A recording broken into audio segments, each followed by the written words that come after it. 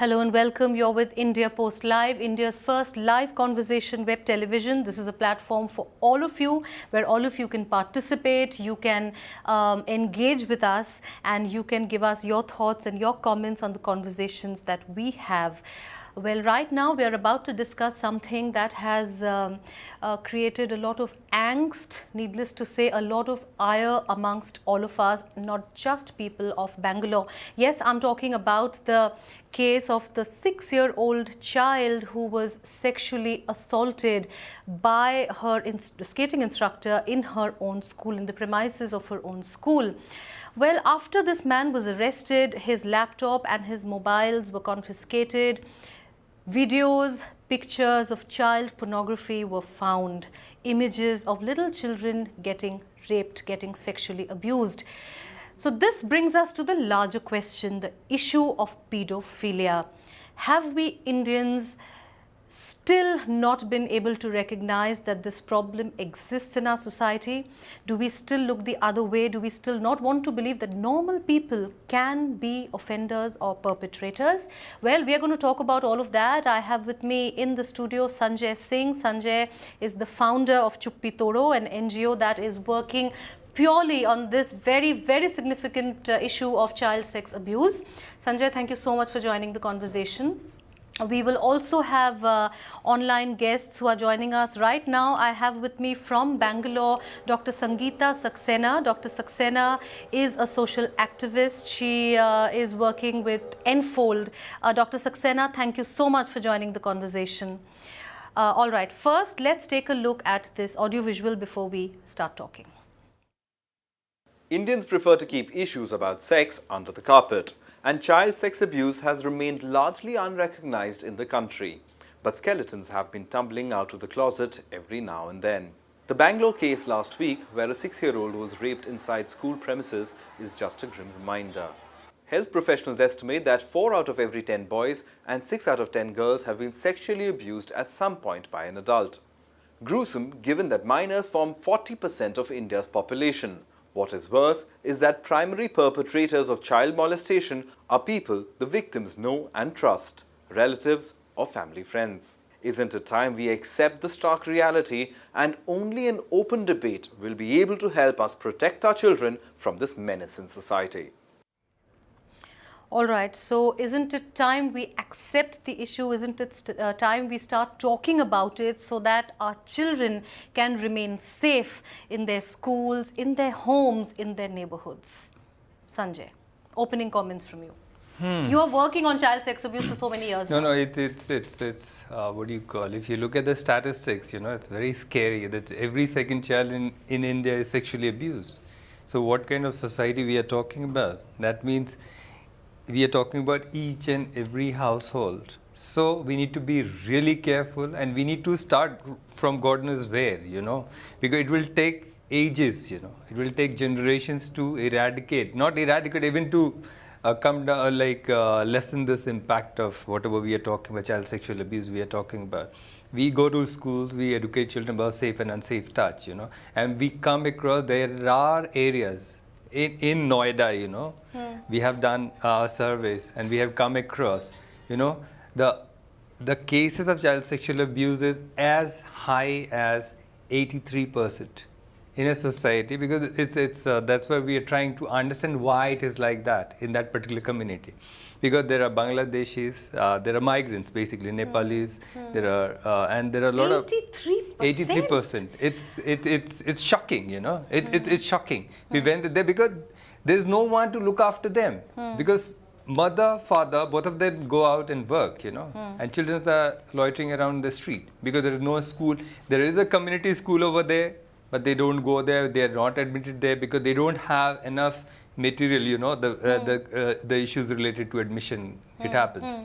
And they're not aware of it. There's a small NGO that is running in that area. They're trying their level best to do whatever they can, basically. That's why through that we came across this kind of, because we screened our film and we were doing our campaign in that area. Then it was very, very difficult for us to understand. 83% is quite Even a the number. figure that you first talked about, the Women and Child Development Ministry, they came out with this report on child abuse saying Yes, 53% of children are 53%, sexually. yes. I mean, that means 1 in every 2, Yeah. which itself is horrifying, and you're talking of, Of course. 83%. Okay, let me bring in Dr. Sangeeta, who had introduced from from Bangalore.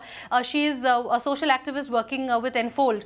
Dr. Sangeeta, of course, this issue of Bangalore has once again brought the highlight back on this case.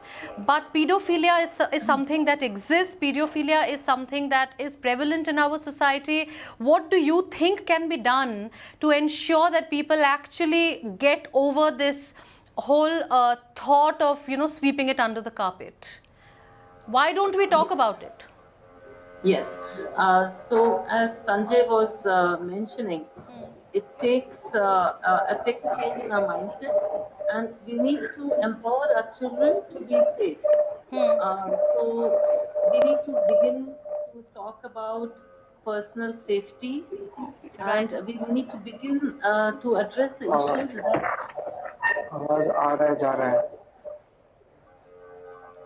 that prevent a child from. Is there an issue? No, we can hear you. Please go on. Okay, fine. So we have to look at why children do not. If 53 or 83% of our children are being abused, many a time children are not reporting it. Yes. So the way to control is in many ways. So one thing is to increase the reporting of it by children. So if a child gets hit physically or emotionally teased or taunted, that child comes and reports immediately to the parents or to the teacher or to somebody. But when it comes to sexual abuse, the child does not report to anybody because of the various feelings we have attached to sexuality. Feelings of shame, feelings that it's dirty, that it's something bad, right? And also it has no name. It has no name. We only have slang words for the reproductive organs. Because we do not teach these things to our children. Right. When the child is 2 years old and you're teaching the body parts to the child, you begin with the head and nose and mouth, and maybe you go down and you say this is whole your stomach, and this everything is stomach, and there's maybe the belly button, and then you go straight to the toes. And then maybe you come up, you say ankle, maybe the leg, the whole leg. That's it. And from the child's point of view, which is in the phase of exploration of its body, these parts are extremely important. So, but by saying that we do not name them, if the parents doesn't name these parts, the child gets the feeling that okay, this is not to be talked about. All right. There is no name for this.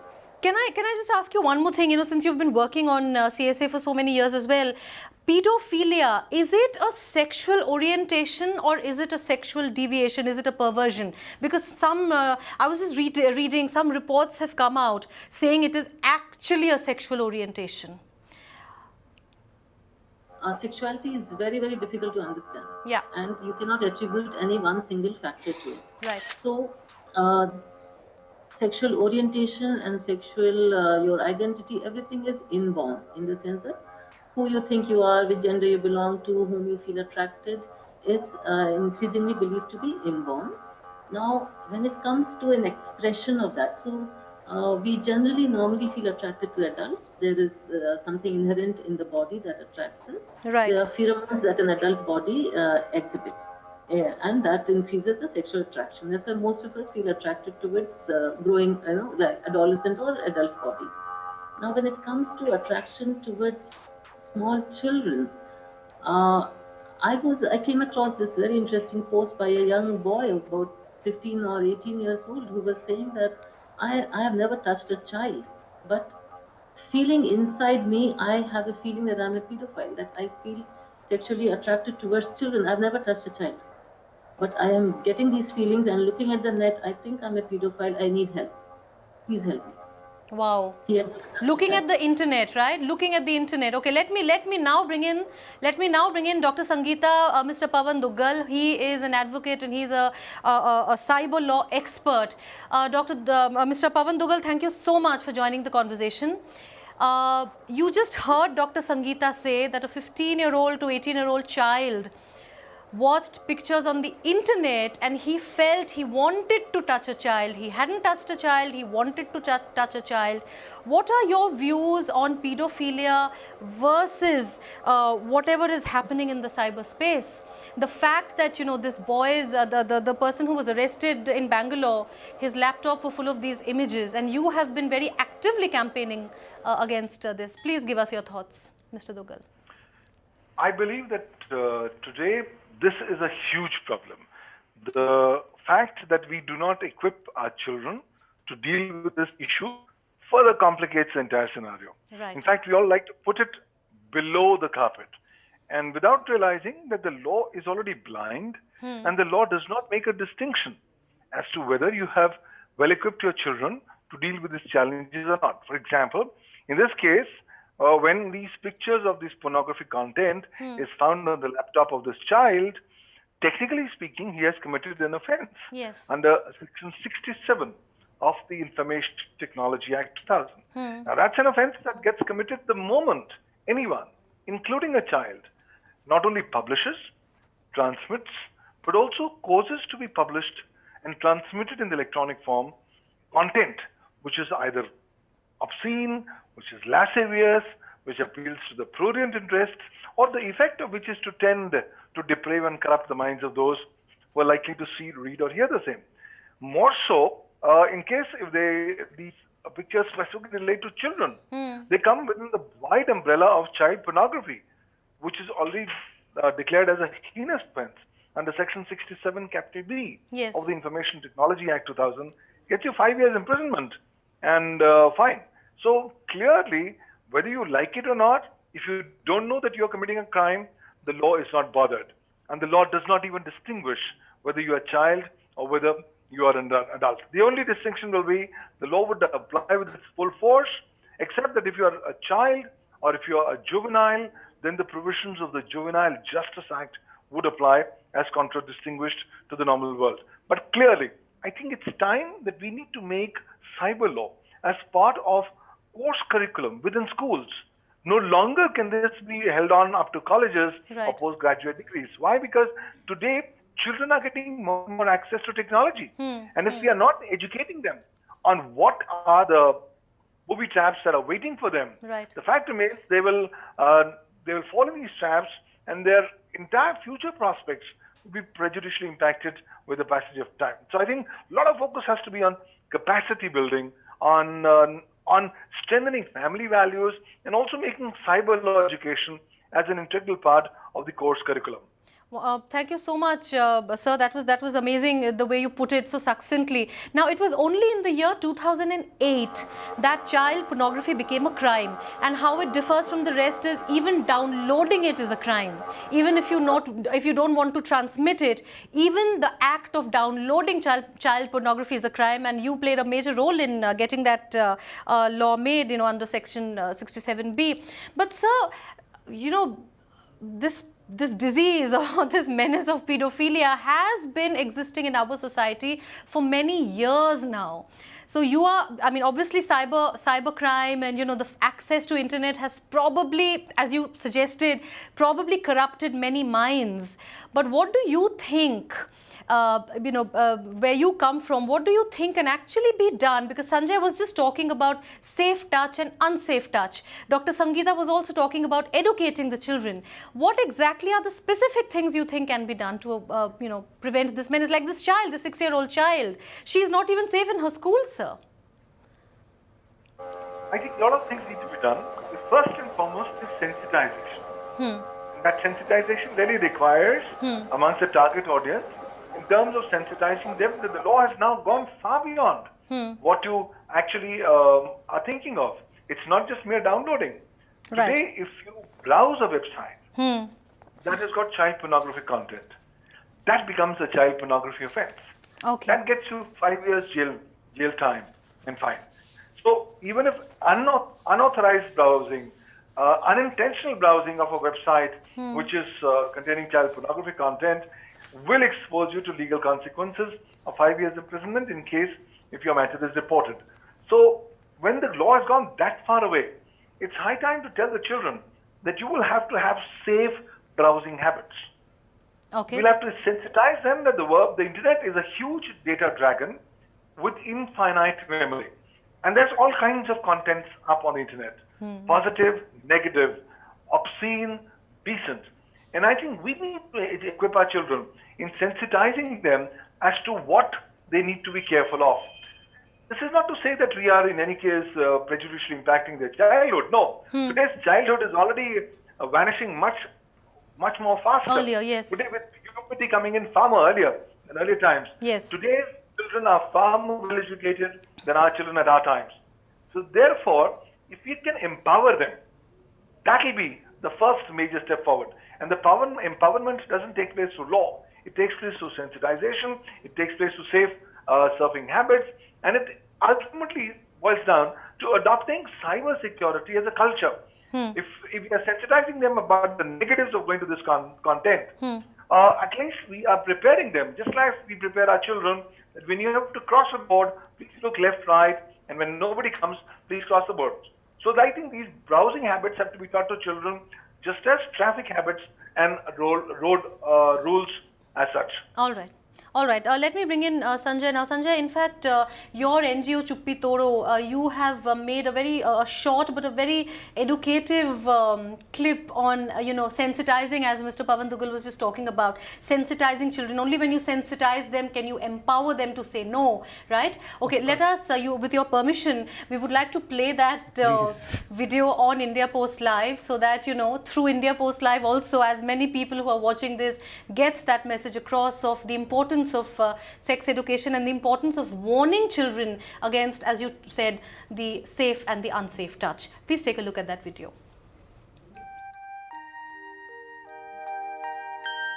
बेटा, ये और ये आपकी private बात, ठीक है? अगर इनको कोई छूने की कोशिश करे, को मना करना है और मम्मा को बताना है या किसी बड़े को बताना घर में, ठीक है? याद रहे, चुप ना रहो, माँ से कहो, चुप्पी तोड़ो. All right, chup na raho, maa se kaho. But unfortunately, let me bring in Dr. Sangeeta here now and ask her. Sanjay, I'll just come back to you in a bit. Many children, as you said, and in fact, the statistics say about 70% of children do not talk about it. And many children, I can say from talking to a lot of people, my friends and a lot of people, they don't probably even understand what's happening to them. How do we resolve that? Yeah, so that is what I was talking about. So after naming the parts, if you're not comfortable naming them the anatomical, biological English name, just say Right. place and potty place. This is your susu jaga, this is your potty place. And teach them the rules of sexuality etiquette, social etiquettes. Tell them that better we keep these parts covered in front of others. We do not touch these parts in front of others. Why? Because just a social rule, we live in a society, we wear clothes, just as you see mommy, daddy, everybody, we always keep these parts covered in front of others. When we are taking a bath, when we have to go to a doctor, we have some problems, then of course we have to, for taking care of our body, these parts will have to be seen and touched, and that is fine. But otherwise, in general, otherwise what happens in typical homes is the child is not told any of these things. The child is 2 years, 3 years, 4 years old, walks in Nanga Panga into a gathering and everybody laughs at the child and says, shame, Yes. shame, poppy shame. So you have put the word shame with this part of the body. which was Body, not right. there. And this is the first mistake we make, that we say there is a shameful part of our body. No, there is no shame in your body. Shame is only in your behavior. If I raise my hand to hit my mother or father or my child, I may feel ashamed of it. If I lower my hand to help my mother or father or child, I may feel proud of it. But there is no shame, no pride in my hand. It is how I use it. Similarly, for each and every part of my body, how do I use my eyes? How do I use my mouth? How do I use my tongue? How do I use each and every part of my body? That will give me either respect or shame. That Right. will bring me back.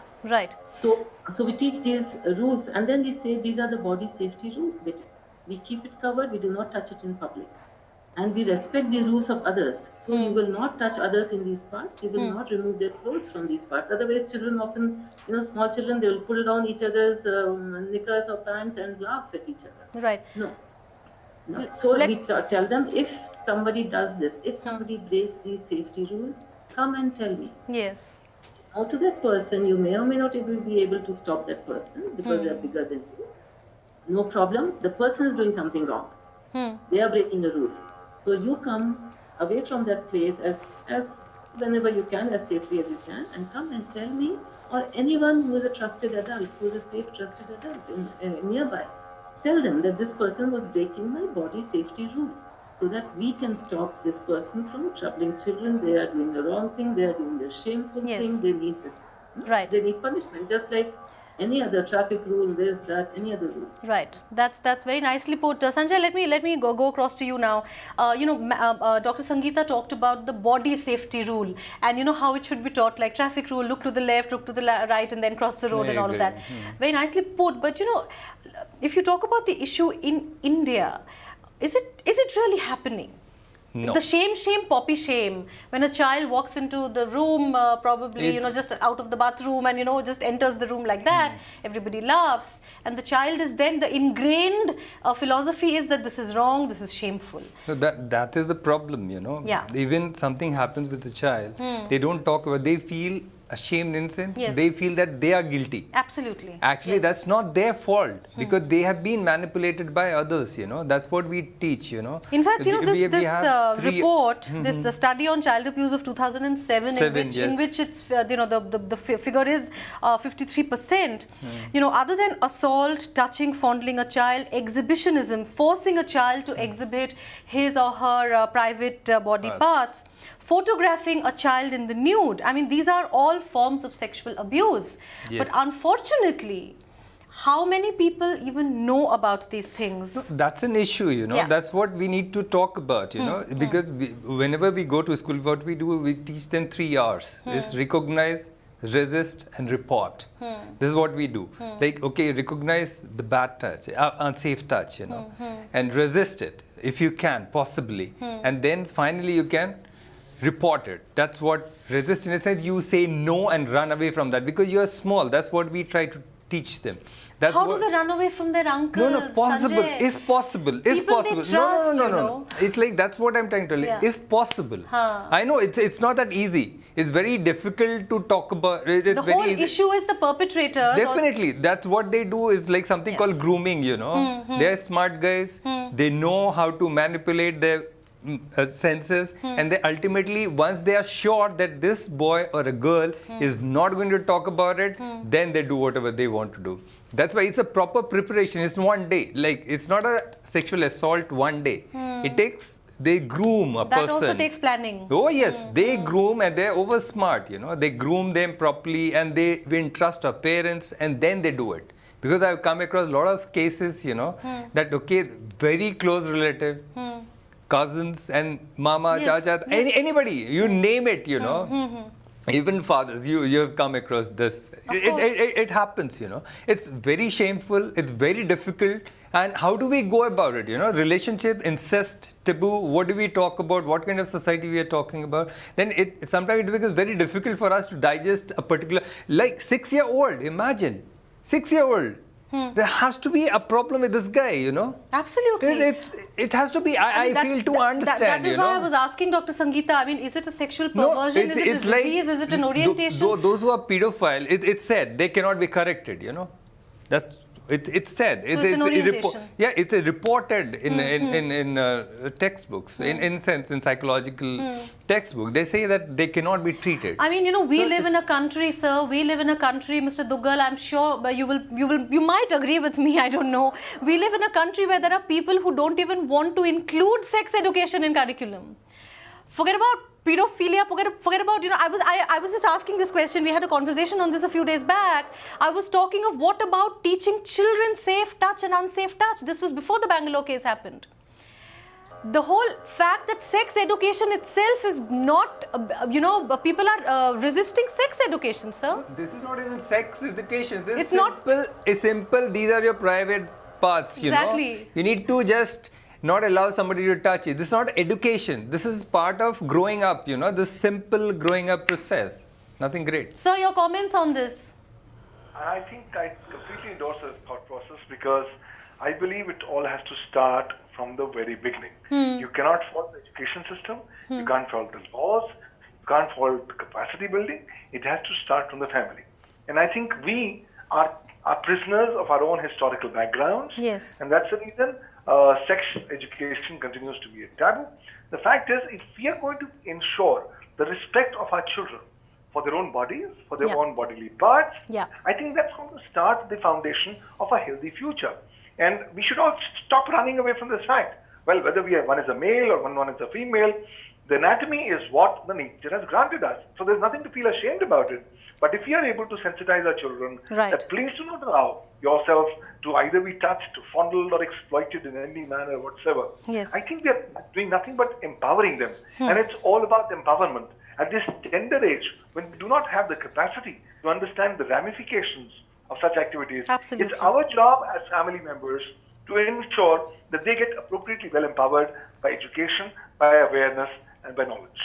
Yeah, absolutely, sir. And in fact, we have right now someone who himself has had a not so pleasant experience in his childhood, but he has been very brave enough and bold enough to want to come and talk to India Post Live about his experience. Okay, that is who you are seeing on your screens right now. His name is Gagan.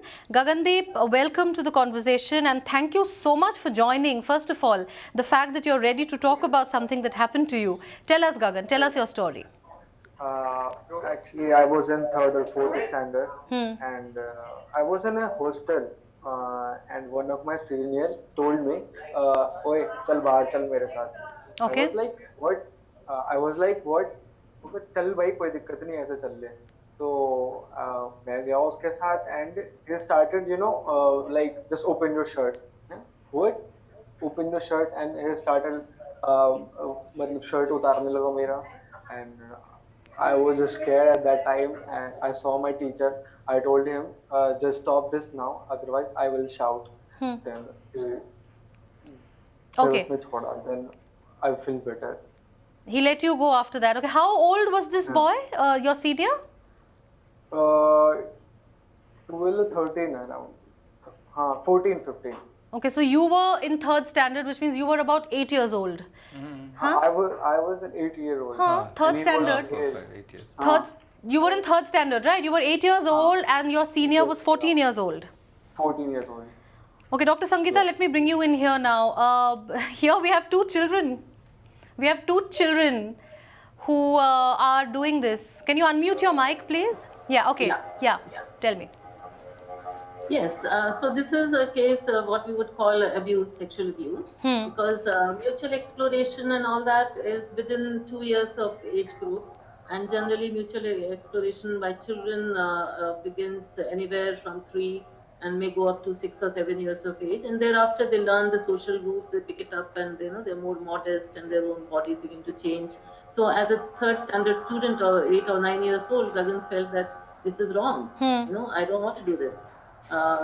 Whereas 4 or 5 year olds will disappear into the bathroom together and show me yours and I'll see you. So, all that happens. That is part of normal growing up. But here, 8-year-old, 14-year-old has more experience, has more ideas, is undergoing adolescence. So this was clearly leading into sexual abuse. It could have very easily led into that. Though this 14-year-old would probably be tried by a juvenile justice board if at all ever came. Okay. So Sanjay, this is not just a case of show me yours and I'll show you mine. That happens as children. In fact, so many cases have actually started coming out now. So probably reportage is increasing. Would you say awareness is increasing? And then I'll come to Pawan sir to ask him.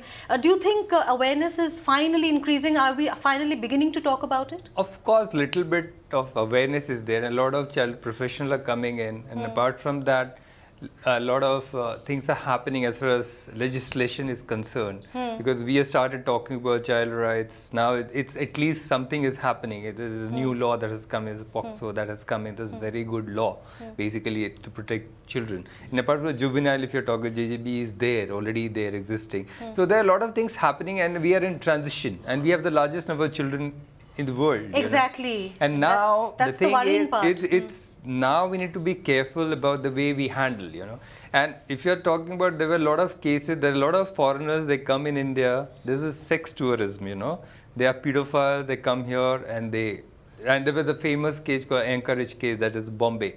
Yeah, and that was a famous case that came into light. And after that, He bought a child through surrogacy. No, he was a known he was- pedophile, right? That is the case you're talking about? No, he was running an like orphanage. Huh. So there were a lot of children Yeah. coming in and he used to exploit them. He was Yeah. a foreigner basically.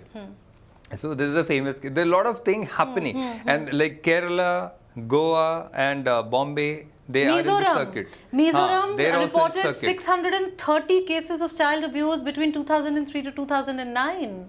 So, sir, Pavan sir, let me ask you, the fact is that denial, once you deny it, it kind of, they say that it does lead to a breeding of crime, denying it. But also the fact that such cases are being reported, as we just showed you some, very gruesome cases where children have been exploited. The fact that these cases are coming to light, in a way that can be seen as a positive, right? Or does it indicate some kind of a perversion in society? I think it's an indication of a basic change that's happening. Yeah. People are getting the courage to go ahead and report. But still, I think that quantum is very, very less. We need to encourage far more people to report about these kinds of contraventions. The reason for that is that unless you do not have a citizen-friendly approach in the law enforcement, unless until you do not really guarantee anonymity, and unless and until you do not really give them an assurance that your case is not going to be tossed up on the media or social media, I don't think that there are going to be more increased disclosures. But I think if we can provide a reasonable level of confidence to people that come and depose in this particular legal process, your identity is going to be kept separate, Right. if possible action is going to be taken. I think they are all doing nothing but creating enabling framework and environment where people can be more free. Otherwise, if they are not going to let go of what they have gone through, this will be a kind of a huge burden that will be on their shoulders for a lifetime. So it's high time that we need to release the youth of the country from these burden of carrying these the experiences and their thought processes and the images that they have in their minds. So for that, a lot of work needs to be done, but ultimately it requires sensitivity from all stakeholders who Right. have to equally contribute in this direction. Right. You talked of, the burden. A lot of people, unfortunately, as Dr. Sangeeta and Sanjay also pointed out, many of them think it's a shameful burden. So to tell them that there is no shame in this, that you are a victim and you have not done anything wrong. Thank you so much, Mr. Pavan Duggal, for your thoughts and your comments on India Post Live. Thank you so much. Gagan, let me bring you in here now, finally, to talk about this. What exactly happened? You were brave enough to say, stop it or I'll shout, because you saw a teacher. But probably something worse could have happened to you, right? If the teacher hadn't come. So how have you really dealt with that issue while growing up? Hello. Can you hear me, Gagan? Hello. Yeah, Gagan, I was asking you, how did you deal with this issue while growing up? You saved yourself a lot of trouble. Oh, yeah. Actually, thanks to sir, my teacher. If he didn't come, I don't know. Yeah. Did you tell him? Did you tell your teacher about this? No, not at all. Because he told me if you tell anything, sir, I will. Sorry, I can't. But he told me something which is very, very bad for me. That's why I Okay. didn't say anything to He sir. threatened you. He threatened you. Yeah. All right. Yeah. All right. All right. How did you deal with it while growing up, Gagan? Your last thoughts, and then we'll get Dr. Sangeeta. How did you deal with it? Now, when you think about it, what do you think of? Now it's okay. I don't know why it is happening in this world or in this basically in India. Actually, I will never forget this incident. You will never forget this It was a very incident, of worst course. incident of my life. Right. Thank you so much, Gagan. Let me now bring in Dr. Sangeeta. You've heard, everybody talking about how important it is to, you yourself, how important it is to sensitize and then empower. Your final comments, ma'am, on the show. Yes. So while empowering, we need to empower through our words and the words we use for people who have been targeted for abuse. Right. We do not use words that have changed the connotation. For instance, victim is such a powerless word. Why do we refer to a person as a victim? We can say you were targeted for abuse. As Sanjay was saying, The word is it was a survivor. factor. Yeah. Yes. Even survivor has such a thing like you've gone through such a harsh thing, such a horrible thing, you have somehow survived. No. What is your word, What? Dr. Sangeeta?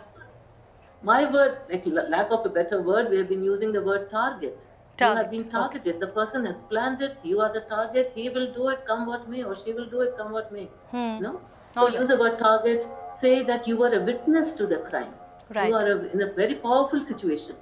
You are not in a victim of. Yes, it was done on you. So you suffered physical pain. You suffered mental pain, which Trauma. should not have been there. That trauma should not have been there. We put the shame in your head. There was no shame. The shameful act was on this. So we say words like he reported abuse, not disclosed abuse. Disclosure is like I have done something wrong. Wrong. and now Again, I'm the disclosing shame, it the to you. shame factor. Yeah. Yeah. So words like that. Do not use words like victim, survivor, disclosure. No. Say you were targeted. You are reporting abuse. So use powerful language. All right. Thank you so Keep much. the Thank blame you where so it much. belongs. Thank you so much, Dr. Sangeeta Saxena, for joining us and with those insights and wonderful thoughts. I'm sure all those on India Post Live who are listening, I'm sure will have a lot of things to teach their children. Thanks to you. Thank you so much, ma'am, for joining us. I would like to thank Gagan also for coming up and speaking to us about this issue. But as everybody said, there is no shame in this. Yes, it was an unpleasant incident, but there is definitely no shame in this. Sanjay, thank you so much for joining us. But before we wind up, your final thoughts, your final comments on this conversation. The thing is, now what we are supposed to do, like government has to take up this issue very, very seriously. And this should be included in, it's like an infographic, small infographic that can be included in textbook. It's not a great thing, you know, about safe and unsafe touch. This is possible. And government should make it mandatory for all schools to educate children about safe and unsafe touch. This is the only way we can get over this. Otherwise, it's going to continue forever, you know. All right. Thank you so much. A lot needs to be done, but the most important thing is to really recognize the problem and start talking about it. I would like to thank all my online guests. Sanjay, thank you so much for joining us. The conversation continues on IndiaPostLive.com through your posts, your audio and video comments, and of course, your tweets. Thanks so much for watching.